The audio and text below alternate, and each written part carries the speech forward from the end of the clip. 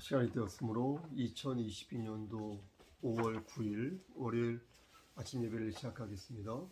다 같이 사도신경으로 우리의 신앙을 고백하겠습니다.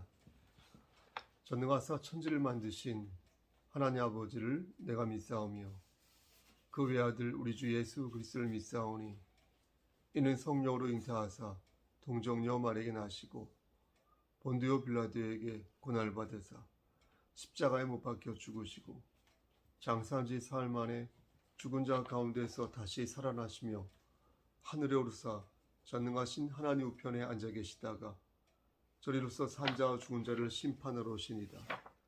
성령을 믿사오며 거룩한 공예와 성도가 서로 교통하는 것과 죄를 사하여 주시는 것과 몸이 다시 사는 것과 영원히 사는 것을 믿사옵나이다. 아멘. 하나님 말씀 곧바로 보겠습니다. 골로새서 3장 15절 말씀입니다. 골로새서 3장 15절 말씀. 골로새서 3장 15절입니다. 그리스도의 평강이 너희 마음을 주장하게 하라. 너희는 평강을 위하여 한 몸으로 부르심을 받았나니 너희는 또한 감사하는 자가 되라. 아멘. 기도하십니다. 하나님, 말씀을 바르게 전할 수 있도록 도와주시옵소서. 예수님의 이름으로 기도합니다. 아멘. 지금 시간이 11시 30분인데요. 음성으로 9일이 사실 되지 않았지만 녹화를 하도록 하겠습니다. 목사가 말씀을 준비하면서 보통 생각하는 것은 두 가지를 생각을 합니다. 하나는 어떻게 하나님의 은혜를 말씀을 통해서 잘 드러낼까? 똑같이 말을 해도 잘 이렇게 말하는 사람이 있지 않습니까? 또 그런 사람이 있는가 하면 그렇지 못한 사람도 있지 않습니까? 그래서 어떻게 하나님의 은혜를 잘 표현할까? 잘 전달할까? 이런 것들을 고민합니다. 나머지 하나는 어떻게 하나님 말씀을 잘 적용할 것인가? 그 부분을 고심합니다. 하나님 중심의 말씀을 전하는 것도 매우 중요하지만 그 말씀을 삶 속에 적용하여 성도들이 피부에 와닿을 수 있도록 말씀을 풀어서 설명하는 것도 못지않게 중요합니다. 이 과정에서 목사는 상당 부분 많이 고민하는 것입니다. 오늘 본문은 요한복음 3장 16절 말씀과 함께 생각해 보면 좋겠습니다. 요한복음 3장 16절. 하나님이 세상을 이처럼 사랑하사 독생자를 주셨으니 이는 그를 믿는 자마다 멸망치 않고 영생을 얻게 하려 하심이라. 이 말씀이 하나님의 은혜를 강조하는 말씀이라면 오늘 말씀 골로새서 3장 15절 말씀은 은혜를 받은 성도가 어떻게 살아야 하는지에 대해서 말씀해주고 계십니다. 그런 의미에서 이 말씀을 한 번 더 읽어보겠습니다. 그리스도의 평강이 너희 마음을 주장하게 하라. 너희는 평강을 위하여 한 몸으로 부르심을 받았나니 너희는 또한 감사하는 자가 되라. 감사하는 자가 되라. 그리스도의 평강이 그대에게. 평강이란 걱정과 근심이 없다는 뜻 아니겠습니까? 그런데 그냥 평강이라 하지 않고 그리스도의 평강이라고 하였으니 이건 세상 사람들이 말하는 일반적인 평강이 아닌 것입니다. 그리스도의 평강이란 말 그대로 그리스도로 인하여서 생기는 그런 평강을 뜻합니다. 그러니까 예수님 덕분에 생긴 평강, 그 평강을 바로 그리스도의 평강이다. 이렇게 말씀드릴 수 있겠습니다. 따라서 평강은 사실 그 종류가 한두 개가 아닌 것입니다. 그렇지 않겠습니까? 앞에 어떤 말을 붙이느냐에 따라서 평강의 얼굴이 달라지기 때문입니다. 예를 들어서 돈의 평강이라고 말할 수 있겠죠? 그러면 돈이 가져다주는 평강, 이런 뜻이 되겠습니다. 또 결혼의 평강이라고 하면 결혼을 하면서 내가 갖게 되는 그런 평강을 또 결혼의 평강, 이렇게 말할 수 있겠습니다. 권력의 평강, 건강의 평강, 다 붙이기 나름입니다. 이렇게 말만 앞에 붙이면 얼마든지 새로운 평강이 만들어질 수 있습니다.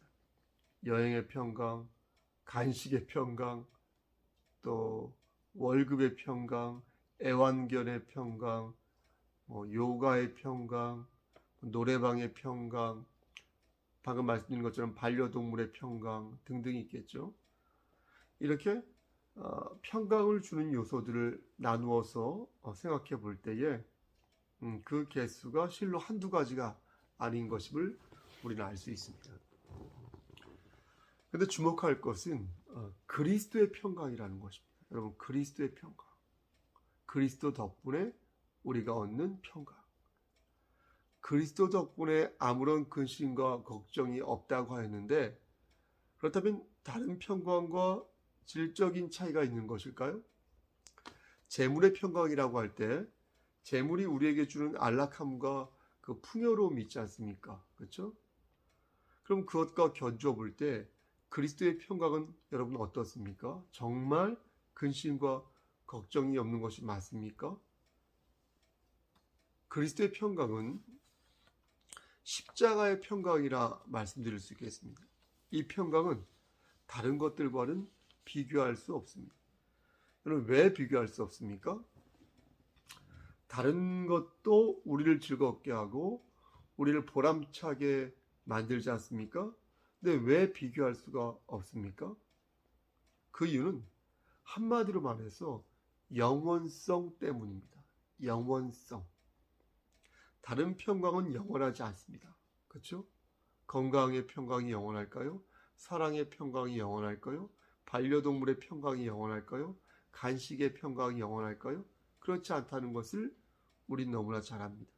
영원한 것은 오직 하나, 예수 그리스도의 사랑, 예수 그리스도의 은혜, 그거 외에는 없는 것입니다. 따라서 오직 그리스도의 평강만이 영원하며 우리에게 독보적인 진리의 말씀으로 자리하고 있는 것입니다. 우리는 아무리 용을 써도 120살 이상 살기 어렵습니다. 오늘도 이렇게 말씀을 전했었죠. 회중 예배 때. 어제요. 볼리비아의 플로레스라는 할머니가 120살이라고 하고 현재 공식 기록으로 남아있는 최장수 노인이 1997년에 122세의 나이라고 합니다. 그때 돌아가신 프랑스 여성 잔 칼망이라고 하는 분이 있대요. 어쨌든 그분들을 폄훼하는 것이 아니라 120살, 오래 살아봤자 120을 좀 넘는 것, 그 정도 아니겠습니까?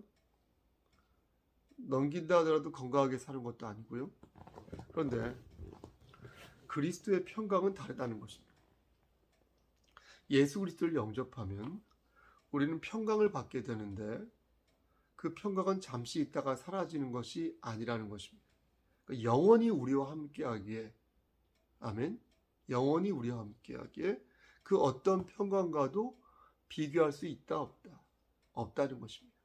그래서 힘들고 어려울 때마다 우리는 천국을 생각하고 우리 안에 이미 계신 하나님 나라를 의지하면서, 저도 그렇고 여러분도 그렇고 다시 하나님을 의지하며 주의 품 안에서 날갯짓을 하는 거 아니겠습니까? 그런데 오늘 본문을 가만히 보면 그 평강으로 너희 마음을 주장하게 하라, 이렇게 명령하고 있는 것을 보게 됩니다. 명령하는 것이죠. 주장했으면 좋겠어. 주장해주면 안 될까? 이게 아니라 주장해 라고 명령하고 계신 것입니다. 성경에서 무언가를 명령할 때는 반드시 그럴 만한 근거가 있습니다. 다시 말씀드려서 하나님께서 우리에게 무엇을 하라고 명령하실 때 하나님께서는 우리가 감당할 수 없는 것을 하라고 말씀하지 않는다는 것입니다. 하나님께서는 우리가 할 수 있을 만한 것들만을 명령하시지 불가능한 일을 하라고 말씀하지 않으신다는 것입니다. 그러니까 벼랑에서 등 떠밀듯 억지로 하게끔 하지는 않으신다는 겁니다. 하나님이 우상을 숭배하지 말라고 명령하신 것도 우리가, 여러분 잘 보세요. 우리가 결단만 내리면 충분히 감당할 수 있다고 보셨기 때문에 그런 것이고, 네 이웃을 네 몸과 같이 사랑하라. 내 이웃을 내 몸과 같이 사랑하라. 이렇게 명령하신 것도 우리가 결단만 하면 그것이 충분히 가능하다고 보셨기에 명령하신 것입니다. 그리스도의 평강이 너희 마음을 주장하게 하라. 이렇게 명령하신 것도 우리가 충분히 그것이 가능하다라고 하나님께서 생각하셨기 때문에 이렇게 명령하신 것입니다. 주장하게 한다는 말에서 주장이란 말을 헬라어 성경으로 찾아보니까 브라비오에토라고 하였습니다. 이 브라비오에토는 심판이라는 뜻을 가지고 있었습니다. 찾아보니까 제가 다 외운 건 아니고요. 브라비오에토, 심판. 그러니까 축구 시합할 때 심판이 어떻습니까? 그게 반칙인지 아닌지를 이렇게 결정하지 않습니까? 판사처럼. 반칙일 경우에는 휘슬을 불지 않습니까? 또 선수들에게 경고하고 심할 경우에는 퇴장 카드도 제시하지 않습니까? 이렇게 옳고 그름을 판단하는 일을 주장이라고 하는데, 지금 예수님께서 우리에게 주신 평안함이 우리의 심판이 되게 하라고 명령하고 계신 것입니다. 잘 이해가 안 갈 수 있으므로 조금만 더 설명해 보겠습니다. 주님이 나의 심판이 되게 하라는 말이 무슨 뜻인가? 주님이 나의 심판이 되게 하라. 이게 무슨 말인가? 우리가 보통 옳고 그름을 판단할 때 우리는 각자가 가지고 있는 기본적인 경험과 또 이해관계를 토대로 판단합니다. 대부분 상식과 양심을 가지고 판단하지만 동시에 대부분 각자의 이해관계에 따라 조금씩 판단을 다르게 내리거나 결을 달리하는 것입니다. 어떤 사람은 돈을 기준으로 삼는 사람이 있습니다. 돈이 되면 하고 돈이 안 되면 안 하는 것입니다. 돈 되는 쪽에 주사위를 던지면서 돈으로 기준을 삼는 것입니다. 어떤 사람은 권력을 기준으로 판단 내립니다. 그리고 어떤 사람은 건강으로 판단 내립니다. 또 어떤 사람은 친인척으로 판단합니다. 이렇게 각각의 기준에 따라 옳고 그름을 판단합니다. 그럼 이러한 기준이 나쁜 것일까요? 그렇지는 않습니다. 나쁘다고 볼 수는 없습니다. 돈으로 판단하고 권력으로 판단할 때 상식과 양심을 고려하는 것은 기본 중의 기본입니다. 하지만 우리가 기억해야 할 것은 이러한 기준이 절대적인 기준이 될 수는 없다는 것입니다. 그렇다면 절대적인 기준이란 과연 무엇일까요? 존재할까요? 하나님께서는 오늘 말씀을 통해 그 절대적인 기준을 말씀합니다. 오직 그리스도의 평강만이 진리요 참다운 기준임을 말씀하면서 그리스도의 평강이 너희 마음을 주장하게 할 때 너희는 비로소 진정한 평안함을 맛볼 수 있게 될 것이다. 이렇게 말씀하고 계신 것입니다. 그러므로 믿는 자는 삶 속에서 이미 우리 안에 있는 그리스도의 평강을 떠올리라는 거예요. 이미 우리 안에 그리스도의 평강이 있는데 그걸 이렇게 상기하라는 거예요. 상기해라. 하나님의 영광을 생각하고 그리스도의 평강을 생각하면 그것이 하나님 보시기에도 좋고 궁극적으로 우리의 삶에도 좋다는 것입니다. 하나님께서는 이렇게 말씀하신 뒤에 다음과 같은 말씀을 덧붙이십니다. 너희는 평강을 위하여 한 몸으로 부르심을 받았나니. 여러분, 이 말씀의 뜻은 우리가 그리스도의 평강으로 내 인생의 기준을 삼을 때, 그리스도의 평강으로 내 기준을 삼을 때 그걸 교회라는 공동체 안에서 수행해야 한다는 것입니다. 교회 공동체는 한 몸으로 부르심을 받았으니까 이 또한 함께 한다는 것입니다. 사랑하는 우리 성석교회 성도 여러분, 이미 우리 마음속에는 무엇이 있다 말씀드렸습니다. 그리스도의 평강이 있다 말씀드렸습니다. 그러므로 우리는 이 평강이 우리 마음을 주장할 수 있도록 마음의 문을 열면 되는 것입니다. 마음의 문을 연다는 것은 하나님 주권을 받는다는 것이고 하나님을 의지한다는 것입니다. 하나님께서 내 삶을 주관하시고 전도하시기를 바란다는 것입니다. 이렇게 할 때 우리는 우리에게 주어진 많은 일을 감사함으로 받을 수 있으며 한 치 앞도 내다볼 수 없는 우리의 미래를 자신 있게 걸어갈 수 있게 되는 것입니다. 오늘 본문을 들어 한 번 더 여러분들에게 권면합니다. 말씀 마쳤습니다. 그리스도의 평강이 여러분의 마음을 주장할 수 있도록 하나님을 의지하시길 바랍니다. 교회 공동체로서 그 마음을 나누시고 서로를 위해 기도하고 권면하면서 주님께서 세우신 이 교회를 함께 만들어 가시길 소원합니다. 지금은 코로나19가 거의 저물었다고 하죠. 하지만 또 다른 돌발적 변수가 생길 수 있는 거 아니겠습니까? 한 치 앞도 내다볼 수 없는 인간의 삶이, 그런 존재론적인 연약한 삶이 바로 인간의 삶이 아니겠습니까? 따라서 교회 공동체로서 서로의 짐을 함께 지고 서로 위로하고 격려하고 중보기도, 도고기도라고 하죠. 중보기도 하면서 우리 성석교회가 아름답게 하나로 맺어져 발전되어 갔으면 좋겠습니다. 교회가 위기의 상황에서 하나의 모습을 보일 때 진짜 교회 공동체로서의 위용을 보일 수 있듯이 성도가 몸이 아플 때, 내 성도가 혹은 내가 고난에 직면했을 때 그때 비로소 그들에게 가지고 있는 믿음과 신앙의 진가가 드러난다고 생각합니다.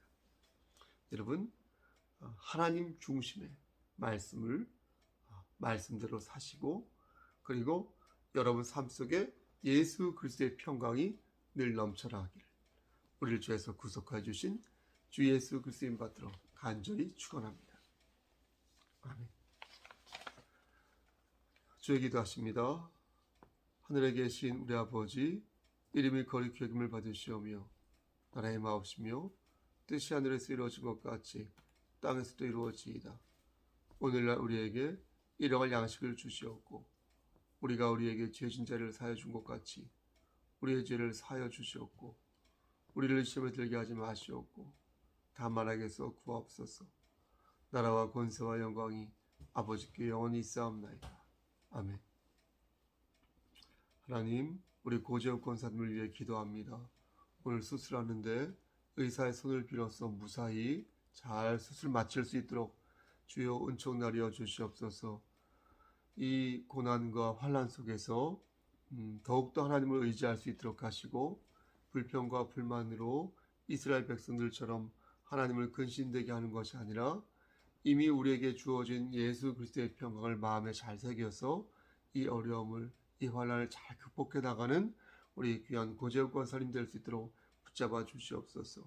온순지산 서옥산 사모님, 한명자 집사님, 그 외 몇몇 우리 지체들 찾아가 주셔서 영육의 강건함을 지켜주시옵소서. 예수 그리스도의 이름 받들어 감사하며 기도드렸사옵나이다. 아멘. 예배를 마쳤습니다.